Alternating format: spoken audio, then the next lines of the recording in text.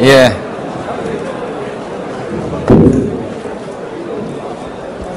자,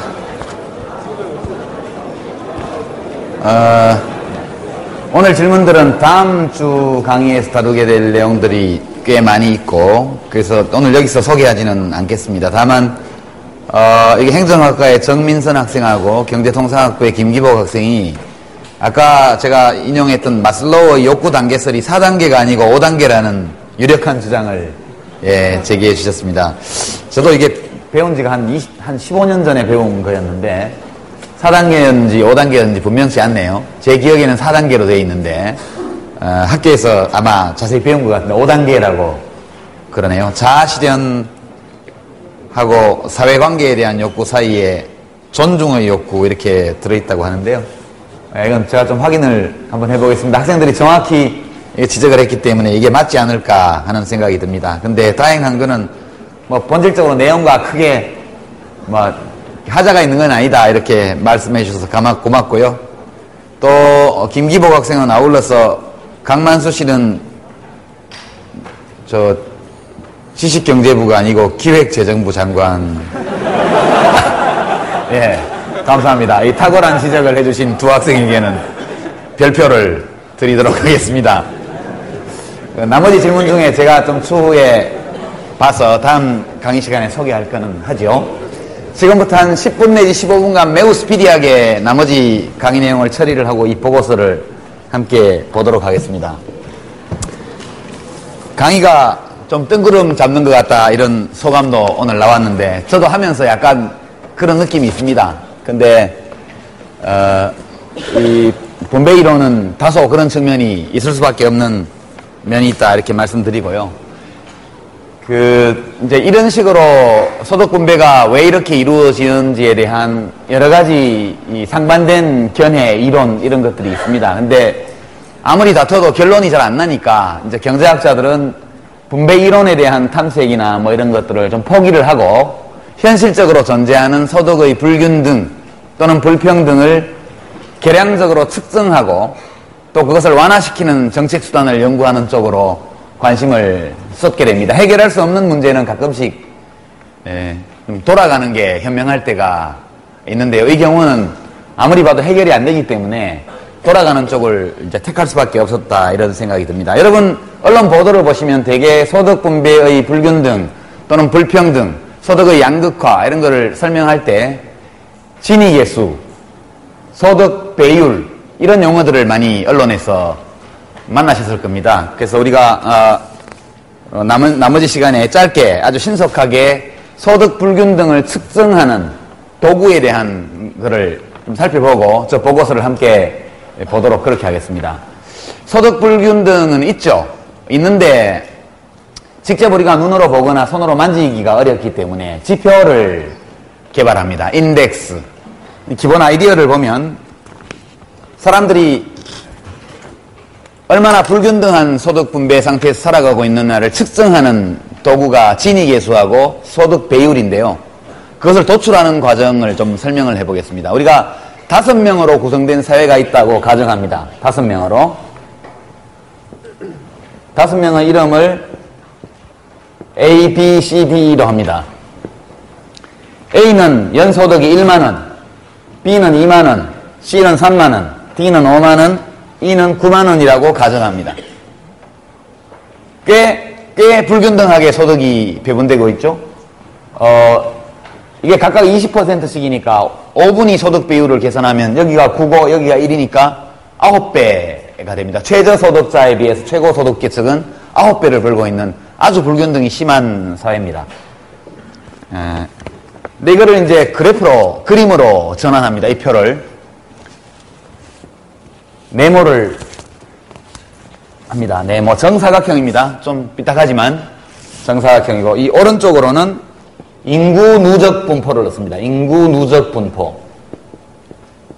여기가 100%가 되겠죠? 여기가 0.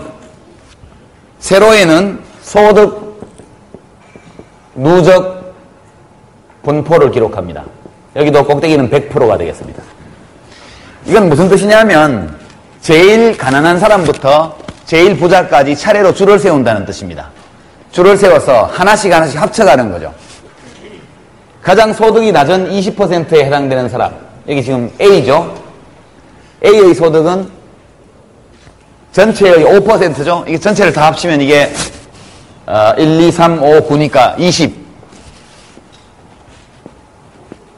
GDP는 20만 원 되겠습니다. 이 사회에. 그럼 국민 총소득이 20이기 때문에 이 A가 얻는 1만 원이라는 것은 전체 국민 소득의 5%에 해당됩니다. 여기 5%. 점 찍습니다. 5. 그 다음에 이 A에다 B를 더합니다. B를 더하면 두 사람이 되니까 누적 인구 분포는 40%가 되죠. 그 다음에 이 사람께 5%가 있고, 그 다음에 다시 B는 2만 원을 벌기 때문에 이 사람이 얻는 것은 10%죠. 다시 5와 10을 더합니다. 그래서 누적이죠, 누적. 15%에 가게 됩니다. 15. 누적 인구 분포 40에 누적 소득 분포 15가 대응하는 점이 나옵니다. 그 다음에 C까지 또 같은 요령으로 합치게 되면 C는 여기 A와 B를 합친 데에서 A와 B를 합친 데서 C를 더하게 됩니다. C는 3만 원이죠. 3만 원은 전체의 15%에 해당됩니다. 15에서 15를 더하니까 30%가 됩니다. 여기 점이 하나 나오죠. 그 다음에 다시 D를 합칩니다. D를 합치면 누적 인구 분포는 80이 되고 누적 소득 분포는 5만 원을 더하게 되니까 5만 원은 25%죠. 그러면 55%가 되게 되겠죠. 55%.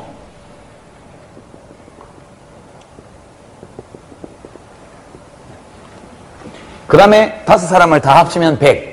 5사람의 소득을 다 합치면 100. 이렇게 돼서 마지막 점은 여기에 나오게 됩니다. 그러면 이 점들을 이어보죠. 원점에서 시작해서 이렇게. 나는 삐뚤삐뚤하지만 여러분은 제대로 그리세요. 이렇게 됩니다. 이것이 소득, 인구 누적 분포와 소득 누적 분포의 관계를 나타낸 겁니다. 만약 이 5사람이 똑같이 4만 원씩 소득을 얻는다면 똑같은, 그러니까 20만 원이 국민 소득인 나라에서 5명의 국민이 똑같이 소득을 균등하게 배분받으면 4만 원씩이 되겠죠. 그 경우에 이 점들은 이 대각선에 위치하게 됩니다. 따로 설명이 필요 없죠. 이것이 완전 균등할 때 나타나는 이 그림입니다. 근데 5사람이니까 이게 각이 져 있죠.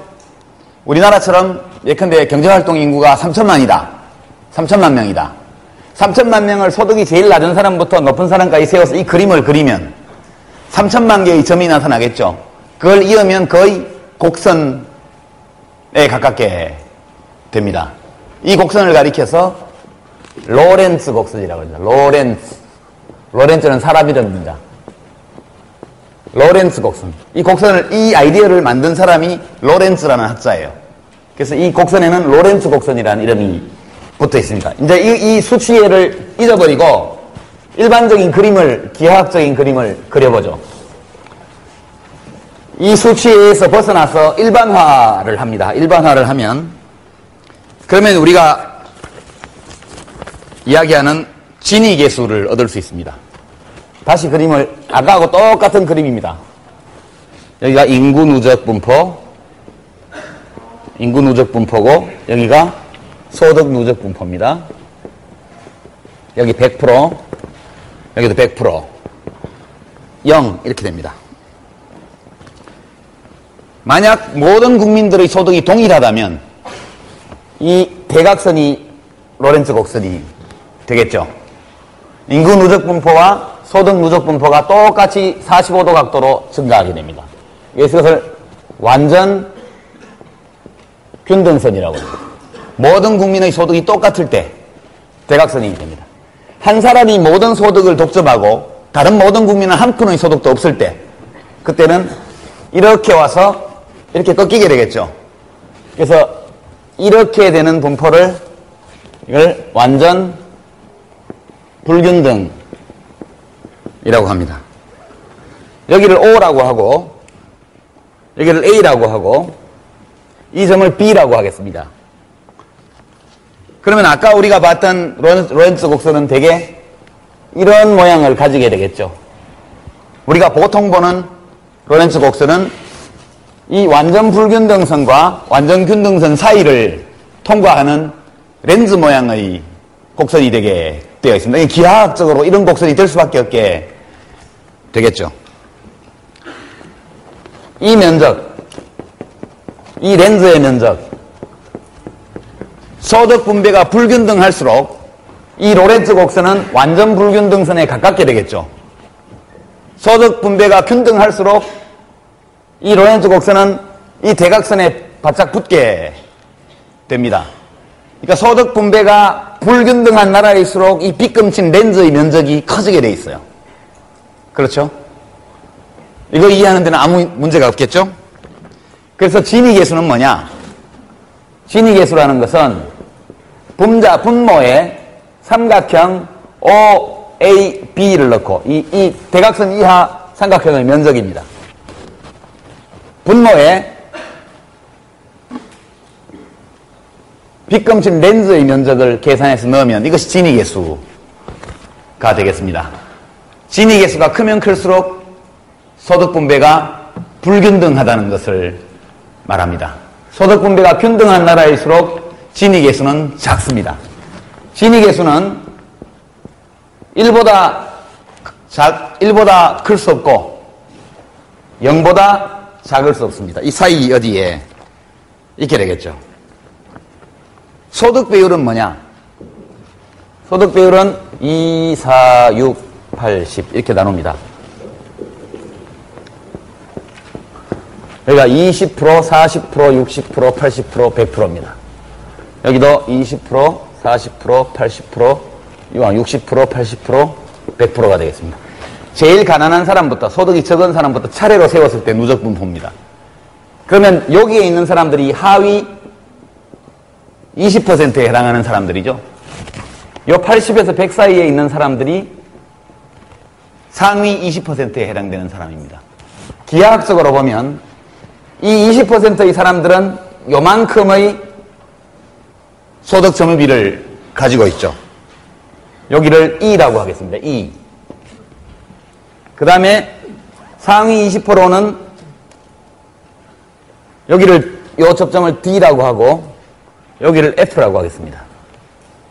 그러면 상위 20%의 소득 점유비는 F에서 B까지의 선분의 길이로 나타낼 수 있습니다. 그러니까 소득 비율은 5분위, 지금 5단계로 나눴기 때문에 5분위 소득 배율입니다. 배율은 뭐냐? 선분 OE 분의 선분 BF. 기하학적으로는 이렇게 되게 되어 있습니다. 이 최고 소득층 20%가 전체 국민 소득에서 차지하는 점유비는 요만큼이죠. 하위 20%가 차지하는 비중은 요만큼 되겠습니다. 기하학적으로 보면 이 5분위 소득 비율은 선분 OE의 길이를 분모로 하고 선분 BF의 길이를 분자로 해서 낼 수 있습니다. 저 소득 비율이 높으면 높을수록 소득 분배가 불균등한 사회가 되겠습니다. 저게 낮으면 낮을수록 균등한 사회가 되겠습니다.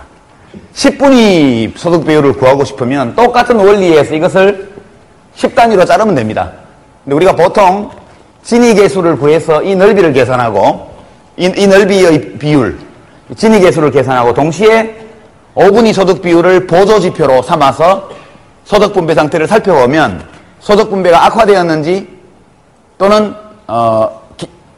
개선되었는지를 대체로 판단할 수 있습니다. 다른 소득 분배 지표도 여러 가지 있습니다만 대개 이 두 가지를 같이 보면 대부분 알 수 있죠. 이해가 되죠? 진위계수가 뭔지 여러분 이제 신문 볼 때 진위계수 하면은 대각선 완전균등선 밑에 있는 삼각형의 넓이를 분모로 하고 완전균등선과 실제 분배곡선 로렌츠 곡선 사이에 빗금친 렌즈의 넓이를 분모로 해서 계산한 거다. 크면 클수록 불균등하고 소득 분배가 작으면 작을수록 균등하다. 5분위 배율도 마찬가지로 이 로렌츠 곡선상에서 도출이 가능하다. 이것은 보조지표로 사용한다. 여기까지 되겠습니다. 참고로 진위계수만으로는 소득 분배가 개선되었다 혹은 악화되었다고 판단하기 어려운 경우가 많이 있습니다. 예를 들어서 이런 로렌츠 곡선과 이 로렌츠 곡선은 분명히 판단할 수 있죠.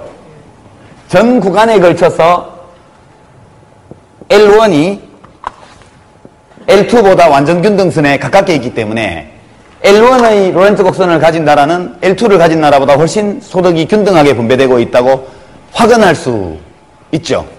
그러나 만약 이런 로렌츠 곡선이 있으면 어떨까요?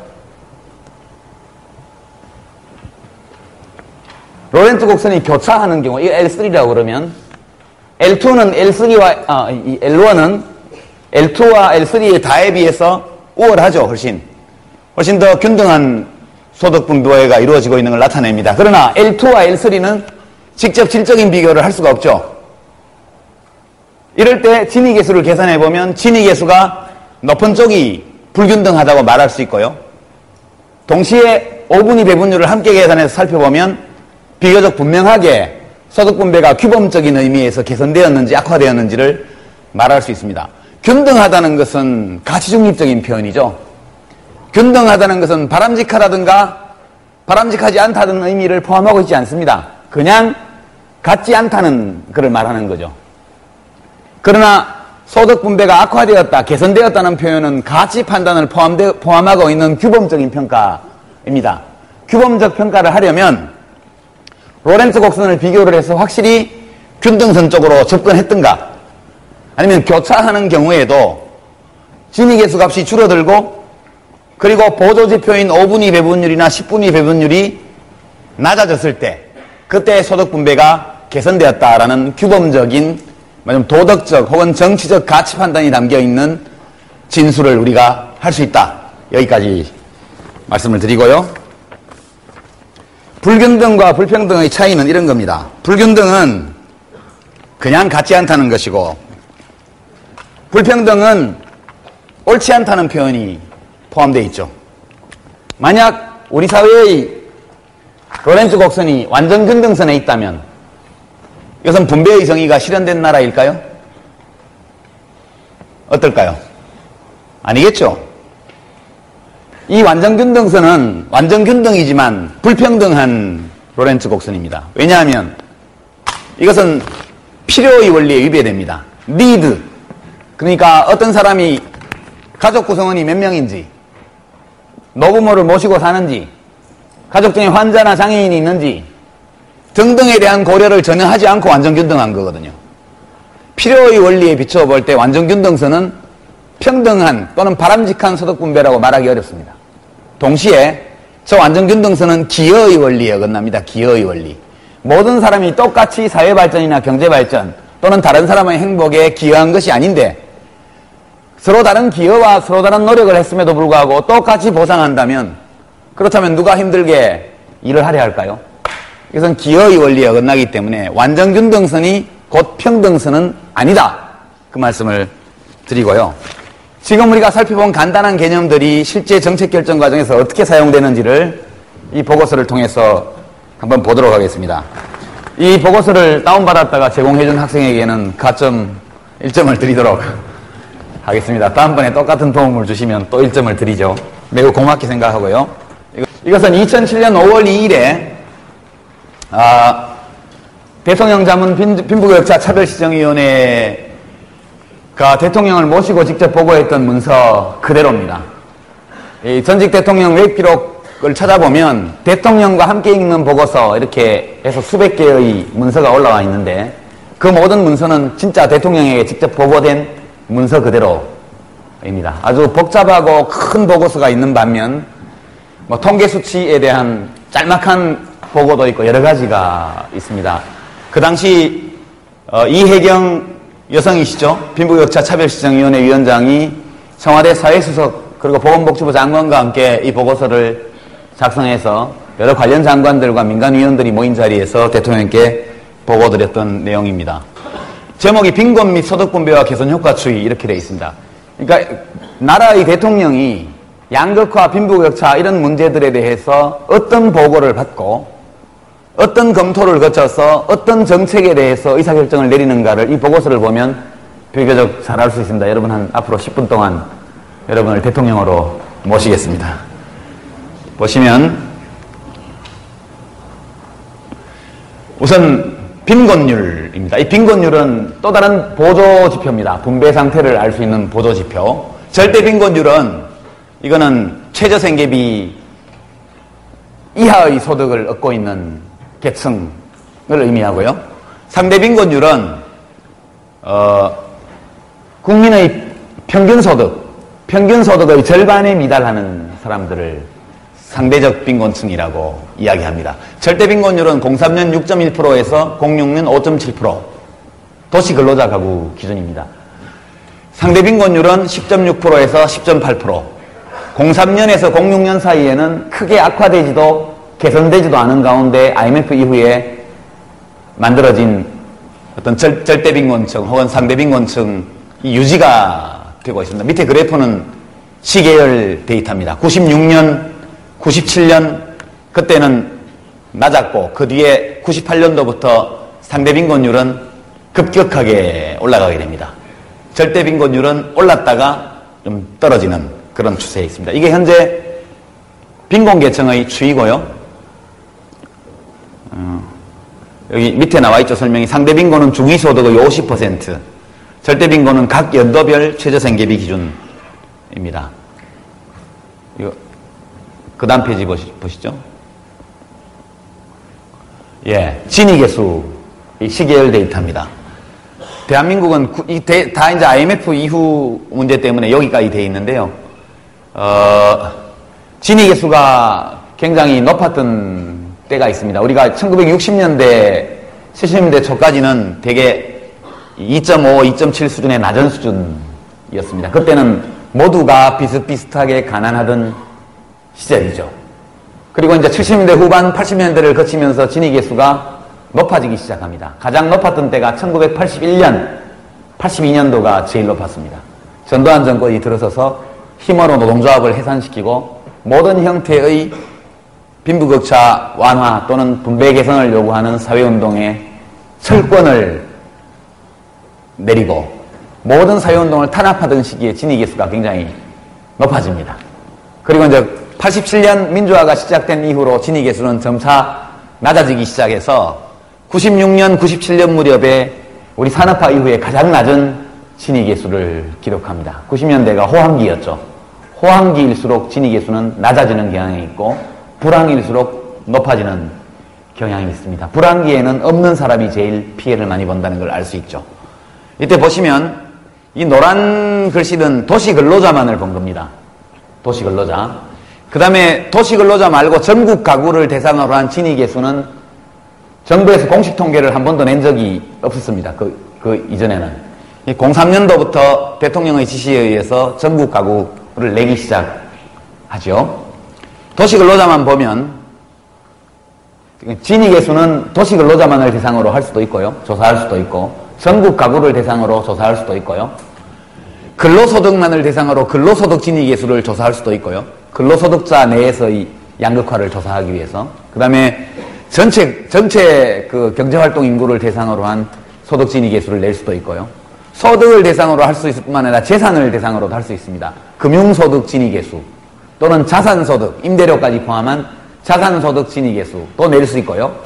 토지 진위계수도 낼 수 있습니다. 토지.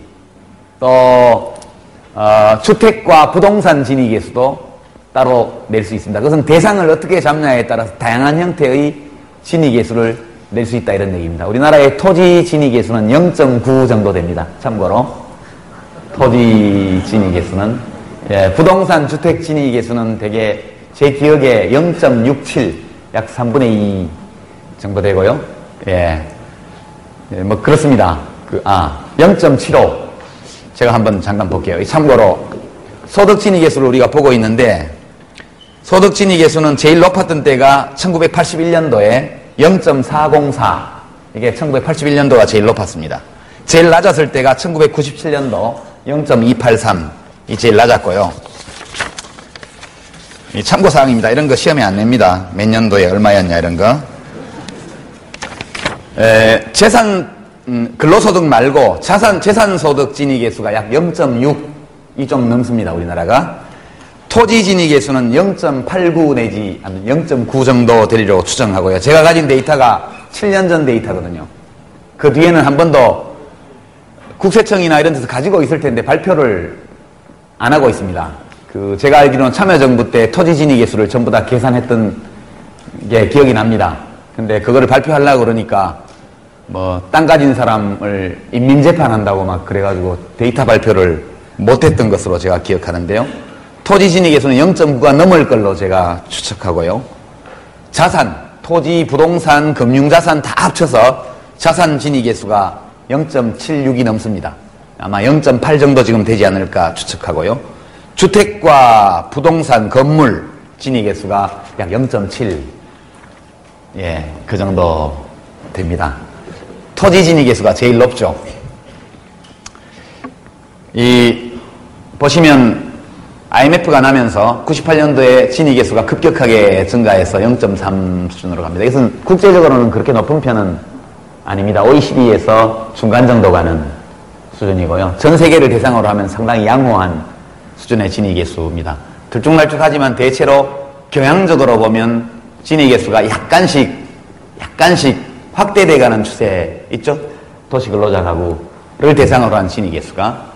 가처분 소득은 뭐냐? 가처분 소득은 세금을 내고 보조금을 받고, 그러니까 국가가 개입해서 세금을 걷고 보조금을 지급해서 최종적으로 민간 도시근로자 가구에서 쓸 수 있는, 자기 마음대로 처분할 수 있는 소득, 이게 가처분 소득인데, 가처분 소득 진위계수는 좀 낮죠? 시장 소득 진위계수에 비해서. 이것이 국가의 소득 재분배 기능 때문에 생긴 일입니다.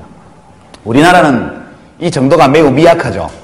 0.303, 0.209 차이가 0.13에 불과하죠.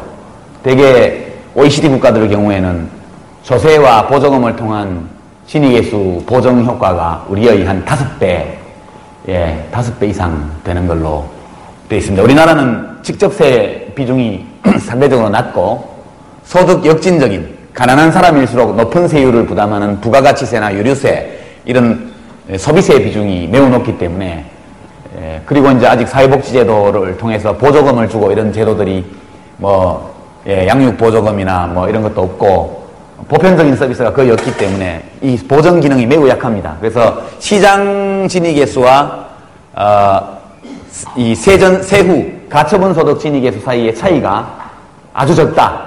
이것이 그때 대통령께도 보고됐던 내용이고요. 전국 가구를 대상으로 하면 진위계수가 훨씬 높아집니다.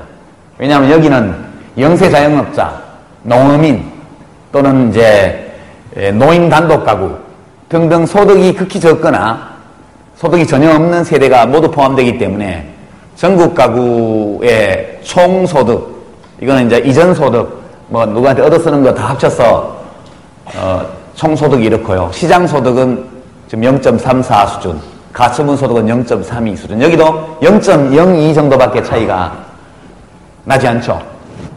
아주 국가가 그걸 결국 이 분배에 관해서는 기능이 있으나 없으나 비슷한 정도의 미약한 보정 효과밖에 못 냅니다. 여기가 그렇죠. 여기 좀 커졌네요. 여기는 이쪽은 좀 커졌습니다. 0.02 정도, 그죠? 0.02. 그거네.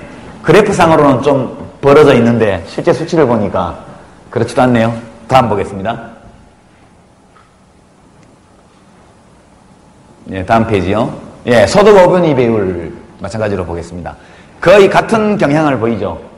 96년, 97년에 매우 낮았다가 IMF를 기점으로 해서 점핑을 하고 그 뒤로 점차적으로 확대되는 추세에 있습니다. 여기도 시장소득과 가처분소득을 비교하면 보정효과가 약 0.04 정도에 그치고 있습니다. 전국 가구는 더 심각하죠? 여기도 마찬가지로 진위계수와 마찬가지로 노인 단독 가구라든가 영세 농어민 자영업자들이 들어와서 이렇습니다. 가처분 소득과 전국 가구 차이는 아까보다는 조금 더 벌어져 있습니다. 0.7 정도 수준으로 보정 효과가 나타나고 있죠. 그러니까 진위계수와 소득 5분위 배율을 둘 다 관찰해 볼 때 IMF를 기점으로 우리나라의 소득 분배 상태는 매우 악화되었다 이렇게 말할 수 있습니다. 규범적으로 진위 계수가 커졌을 뿐만 아니라 5분위 배율도 함께 커졌고 절대 상대 빈곤층도 늘어났기 때문에 단지 이 서술적으로 격차가 확대되었다는 표현으로는 부족하고 규범적으로 판단할 때 악화되었다 이렇게 말해도 좋겠습니다. 다음 보시겠습니다. 근데 이제 진위계수 개선 효과, 그러니까 국가가 개입해서 진위계수를 개선하는 효과는 좀씩 확대되어 가고 있습니다. 03년도 처음 조사했을 때 전국 가구를 보면 요만큼이었는데 06년도는 좀 더 커졌죠, 폭이. 도시근로자 가구를 대상으로 한 진위계수 차이도 99년, 2000년, 2001년에 비해서 2004년, 2005년, 2006년에는 훨씬 더 커졌습니다. 물론 원래부터 너무 미미했기 때문에 증가폭은 컸지만 아직도 그 효과라는 것은 아주 미미한 수준이다. 그렇게 말할 수 있고요. 이걸 자세히 들여다보면 개선 효과는 이렇게 좀 더 정밀하게 볼 수 있습니다. 요 퍼센티지로 봐서 원래 미약하니까 이 정도 퍼센티지라도 절대적으로 아주 미약합니다. 갈수록 보정 효과가 커지고 있는 추세에 있습니다. 이 보고는 왜 대통령한테 들었냐 하면 참여정부 들어서 양극화가 확대 심화되었고 없는 사람을 더 못 살게 만들었다는 비판 여론이 워낙 많았기 때문에 과연 우리가 했던 것이 그와 같은 결과를 낳았느냐를 스스로 평가하기 위해서 이 조사를 했던 것입니다. 해본 결과 노력해서 이 보정 효과를 정부의 힘으로 개선은 했지만 전체적으로 악화되는 추세를 막는 데에는 이 정도로는 역부족이었다. 정부의 역할이 매우 미흡했다. 이런 결론을 얻은 것이죠. 다음 보시겠습니다. 5분위 배율도 마찬가지로 보정 효과가 뒤로 갈수록 효과가 조금씩 커지고 있습니다. 대개 보면 98년도까지는 이 효과가 있으나 마나 하다가 김대중 정부 때부터 참여정부에 이르기까지 점진적으로 보정 효과가 확대되는 양상을 가지고 있습니다. 개선 효과가 이렇게 퍼센티지로 봐서 3.2, 2.9에서 8.0으로 커졌고 지난 한 4, 5년간에도 11.9에서 16.7로 전국 가구 대상으로도 커졌다. 이것은 대개 이 개수 차이는 공적 이전 소득, 기초생활보장제도 이런 거 있죠?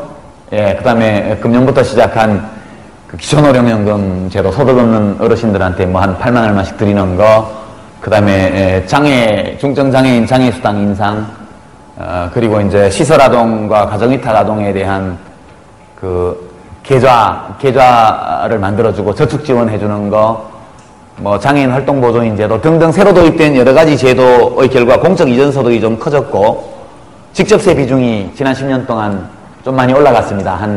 비중이 한 7, 8% 정도 올라갔고요. 그리고 사회보장세, 직접세가 올라간 것은 종부세, 종부세 이런 영향 때문입니다. 그리고 이제 사회보장세 이 경우에도 이제 그 여러 가지 건강보험이나 이런 다양한 사회보험 쪽에서도 조금 더 소득 재분발 효과를 내게 하려는 노력, 이런 것들이 겹쳐지면서 미미하지만 이 정도의 개선 효과를 냈습니다. 마치 꽤 많이 낸 것처럼 그래프에는 나와 있는데 너무 미미하면 보고받는 대통령이 심기가 불편하시니까 그래프상으로 약간 분식을 했죠. 예. 그런 정도는 해야 됩니다. 예. 다음. 이렇게 개선된 이유가 뭘까? 크게 개선된 것은 아니지만 약간 개선이 이루어졌는데 도대체 무엇 때문에 시장 소득과 세후 또 사회보장비를 다 지출한 후에 가처분 소득 진위계수 사이에 격차가 조금씩 보정 효과가 커진 이유가 어디에 있을까? 그 원인을 찾아본 겁니다. 여러분, 이것은 우리 대한민국이 국가 성격이 어떻게 변해왔는가를 보여주는 그래프입니다. 이것은 통합재정 기준으로 국가의 예산을 어디다 쓰느냐를 지난 20년간에 걸쳐서 보여주는 그림입니다. 우선 보시죠. 국방예산, 여기입니다. 1987년 이전 전두환 대통령이 집권하고 있을 때 국방예산이 정부 재정에서 차지하는 비중이 25%가 넘었습니다. 이것은 박정희 시대 때부터 시작해서 지속적으로 25% 수준을 유지해왔던 겁니다. 이걸 보면 대한민국은 전두환 정권이 끝날 때까지는 역시 군사독재 국가다, 이렇게 말할 수 있죠. 예. 이것이 이제 노태우 정부 때부터 문민화가 이루어지면서 급격하게 내려가기 시작합니다. 내려가서 김영삼 정부 때까지 쫙 내려가서 이제 10%, 11% 수준까지 가고 나니까 더 내려가기가 어렵게 되어서 이제 11%대에서 지금 고정되어서 여기 지금 데이터가 06년까지만 나와 있는데 원래 07년까지 가야 되는데 새 대통령 취임하시고 나서 이 위원회 공화국이라고 이걸 많이 먹었잖아요. 청와대에 있던 각종 정책과제위원회를 다 없애버렸기 때문에 후속 작업을 할 수가 없어서 07년도까지 데이터를 업그레이드를 못합니다. 이걸 누가 해줘야 되는데 그래 연구자들도 이 데이터를 쓸 수 있는데 지금 06년까지 돼 있죠. 이 데이터를 찾아보려고 제가 정부 홈페이지를 다 뒤졌는데 어느 곳에서도 이 데이터가 어떻게 변화했는지를 알려주는 데가 없습니다. 그래서 유감스럽게 되는데 대체로 이 수준으로 유지됐다 이렇게 보시면 되고요. 그 다음에 이제 경제지출을 보시겠습니다. 경제지출. 경제지출은 녹색입니다. 녹색을 보시면 경제지출 비중이 대개 17.7 수준이었습니다. 이것도 굉장히 높죠. 박정희 대통령 시절에는 약 20% 수준을 유지를 했습니다. 그러니까 개발 독재죠. 그냥 군사 독재가 아니고 개발 독재입니다. 국방과 경제지출이 전체 정부 지출의 반을 차지하는 개발 독재 국가였다는 것이 이 정부 재정 구조를 보면 드러납니다. 박정희 체제는 상당히 성공적인 개발 독재였고 상대적으로 경쟁력이 있는 독재 체제였습니다. 그 점은 분명히 인정을 해야 될 것 같고요. 경제 지출이 YS 때 김영삼 정부 때 엄청나게 올라갑니다. 그죠? 세계화, 국제화, 경쟁력, 국가 경쟁력 강화를 외치면서 기업들한테 어마어마한 보조금을 줍니다. 그리고 도로, 교량 이런 사회 인프라를 건설하는 쪽에 엄청나게 돈을 집어넣죠. 국방비가 내려간 것이 거의 다 경제 지출로 가게 됩니다. 보수 정권 맞죠? 김영삼 정부는 보수 정권이 맞습니다. 공급자 위주로, 기업 위주로 정책을 해왔죠. 이것이 이제 김대중 정부에 가서 초기에는 더 높아집니다. 왜냐? IMF가 터져가고 기업들이 줄줄이 도산하니까 그걸 지원하기 위해서 공적 자금부터 시작해서 경제 지원이 엄청나게 들어가게 됩니다. 그래서 27.5로 최고치를 기록하게 되죠. 그러고 나서 후반기에 쭉 빠집니다. 그러다가 카드채 위기가 또 왔죠. 참여정부 초기에도 경제 지출이 급속하게 증가하게 됩니다. 그리고 나서 바로 쭉 빠져서 18.4까지 내려갔습니다. 2007년도에는 약 16%까지 내려간 것으로 저는 기억하고 있고요. 참여정부가 만든 국가비전 2030에 따르면 이것이 2030년에는 10% 밑으로 내려가도록 장기 재정 계획을 짜놓고 나왔는데 다 폐기됐습니다. 지금은. 예, 이렇게 됐고요. 그 다음에 이제 이 파란색, 아이고, 시간이 다 됐네. 빨리 하겠습니다. 교육지출. 교육지출은 뭐 기복이 있지만 꾸준히 15% 내외를 기록하고 있고요. 그 다음에 이제 사회지출을 보시겠습니다. 이게 전두환 정권 때까지, 박정희 정권 때는 10%도 안 됐고요. 예, 전두환 정권 때 약간의 상승이 있었고, 민주화하고 확 이루어지면서 국민들의 요구가 표출되면서 노태우 정부 시절에 급격하게 올라갑니다. YS 정부는 노태우 정부보다 더욱 보수적이죠? 예, 경제지출을 확 늘리면서 복지지출도 깎습니다, 이렇게. 그리고 나서 IMF가 터지고 국민의 정부 들어서고 나서 빈곤층이 대규모로 발생하고 실업자가 대규모로 발생하면서 불가피하게 사회지출이 급격하게 올라갑니다. 그리고 후반기에 안정이 되면서 좀 내려가다가 참여정부 들어와서는 의도적으로 사회지출을 대통령이 계속 올리게 됩니다. 그래서 이것이 06년도에 27.9까지 갔다가 07년도에는 30%를 넘었을 것으로 저는 추측합니다. 왜냐하면 기본연금 3조 2천억 원이 신규로 도입되었고 뭐 기타 등등 그런 것들이 많이 있었기 때문에 되게 이 사회지출이 30% 수준에 갔을 것이다. 2007년은 그렇게 보고 있습니다. 그러니까 대한민국의 국가 성격이 이 재정지출로 보면 개발 독재 국가에서 보수적인 그런 국가로 중간 단계를 거쳐서 이제는 사회국가 성격으로 점점 진화해온 그런 양상을 보이고 있고, 참여정부 들어서 그 진위계수라든가 어분위 배분율에서 시장소득 진위계수하고 가처분소득 진위계수 사이에 격차가 조금씩 벌어져서 보정효과가 나게 된 것은 이런 것 때문, 사회지출의 증가에 기인한 것이다. 그렇게 다음 페이지 보시겠습니다. 예. 근데 이제 좀 늘긴 늘었는데 우리가 어느 정도 수준이냐를 OECD 국가들하고 비교해 보겠습니다. OECD 국가에서 공공사회지출이 차지하는 GDP 대비 비중입니다. GDP. 정부 재정이 아니고 GDP 대비 비중은 스웨덴이 이렇게 높고요. 독일, OECD 평균입니다. 이게. 그리고 일본이, 미국이 굉장히 낮죠. 우리나라는 여기 있습니다. 여기 지금 한국 안 나와 있는데 우리나라는 5점 몇 프로에 와 있습니다. 다음 페이지 보시죠. 모든 나라들이 증가 추세에 있습니다. 아, 한국 여기 있네요. 한국은 GDP 대비 공공사회 지출이 여기 있습니다. 한 7%, 8%쯤 왔네요. 이제 05년도에 7점 몇 프로. 그리고 진위계수 개선 효과는 5%입니다. OECD의 대부분의 나라들 평균이 대체로 여기에 있죠. 보면은 대개 사회지출이 GDP 대비 약 20% 내지 25%. 그 다음에 진위계수 개선 효과가 약 30% 내지 25%. 그래서 국가가 적극적으로 개입해서 시장에서 벌어지는 소득 격차를 세금과 보조금 혹은 사회복지제도를 통해서 3분의 1 정도 개선하는 것이 일반적인 그 OECD 국가의 모델입니다. 미국과 일본이 제일 뒤떨어진 나라인데도 여기 있죠. 한국은 여기 있습니다. 예. 이제 우리도 2020년엔 여기까지 가고 2030년에 여기까지 간다. 이게 국가 비전 2030 기본 내용이었습니다. 근데 아쉽게 됐죠. 절로 못 갈 것 같아요. 이렇게 가지 않을까. 예. 다음 페이지. 예. 이렇게 됐는데요. 어떻습니까? 이 대통령 보고서도 별건 아니죠. 예. 이제 저 결론은 공적 사회 지출을 더욱 강화해야 된다. 그리고 시장에서 벌어지고 있는 소득 격차를 선진국 수준으로 보정하려면 대규모의 공공사회 지출 확대가 필요하고, 그래서 경제 지출을 극도로 억제하면서 약 비중을 경제 지출을 6% 이상 더 낮춰서 그것을 전부 사회 지출을 올리면 세계 국가재정 대비 사회 지출 비중이 40%를 넘어가게 되는 그런 정도 되면 효과가 좀 날 거다. 그래서 참여정부가 뭘 하긴 했는데 좀 미약했도다.